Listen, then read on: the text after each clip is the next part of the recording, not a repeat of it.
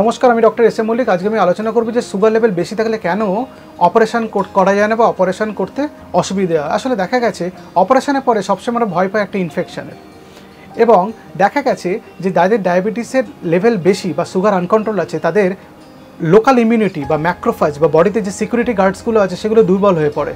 সেটাকে ম্যাক্রোফাজগুলো প্রপারলি কাজ করতে পারে না, ফলে কোনো ব্যাকটেরিয়া ঢুকলে সেই ব্যাকটেরিয়াকে ওই ম্যাক্রোফাজ অ্যাটাক করে নষ্ট করতে পারবে না। ফলে অপারেশনের পরে যদি কোনো ভুল কারণে বা অন্য কোনোভাবে ব্যাকটেরিয়া যদি আপনার শরীরে ওই অপারেশনের জায়গা দিয়ে প্রবেশ করে, সেই অপারেশনের জায়গাটাতে ইনফেক্টেড হয়ে যাবে, সেটা সারতে অনেক বেশি টাইম লাগবে। এটা 1 নম্বর। 2 নম্বর কারণ হচ্ছে উন্ড জুড়তে বা যে জায়গায় আপনার অপারেশন করা হয়েছে যেখানে সেই ক্ষতটা জুড়তে আপনার টাইম লাগবে, কারণ সেই জায়গায় জোড়ার জন্য যে মেটেরিয়ালগুলো লাগে সেইগুলো যাদের ডায়াবেটিস আনকন্ট্রোল থাকে সেই মেটেরিয়ালগুলো প্রপারলি কাজ করতে পারে না। সুতরাং এই দুটো কারণে অপারেশনের আগে আপনার সুগার লেভেল অত্যন্ত ভালো করে কন্ট্রোল করতে বলা হয়।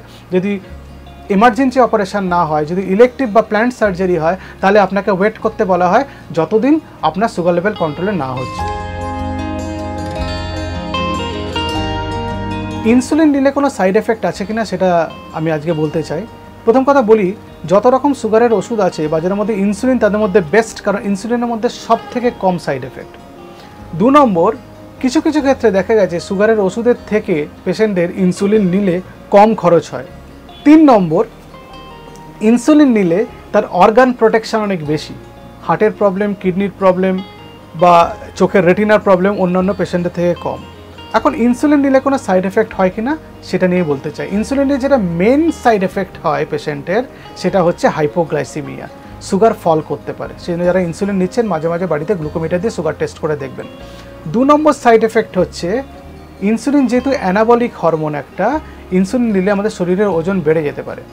সুতরাং ইনসুলিন যারা নিচ্ছেন তাদের এক্সট্রা এক্সারসাইজ করতে হবে এবং এক্সট্রা ক্যালোরি ইনটেকের দিকে নজর দিতে হবে। 3 নম্বর হচ্ছে কোনো পেশেন্টদের ইনসুলিন নিলে অ্যালার্জি হতে পারে, সেটা আমাদের খেয়াল রাখতে হবে। যদি ইনসুলিন নেওয়ার পর শরীরে কোনো র্যাশ বা চুলকানি হয় সেটা ডাক্তারবাবুকে জানাতে হবে। 4 নম্বর, যে জায়গায় ইনসুলিন নিচ্ছেন সেখানে ইনফেকশন হতে পারে। 5 নম্বর, যে জায়গায় ইনসুলিন নিচ্ছেন সেখানে ফ্যাট সেলসগুলো নষ্ট হয়ে গিয়ে লাইপোডিস্ট্রফি বলে একটা প্রবলেম হতে পারে। আর 6 নম্বর, ইনসুলিনের এটা সাইড এফেক্ট বলতে পারেন বা নেওয়ার হ্যাজার্ড বলতে পারেন।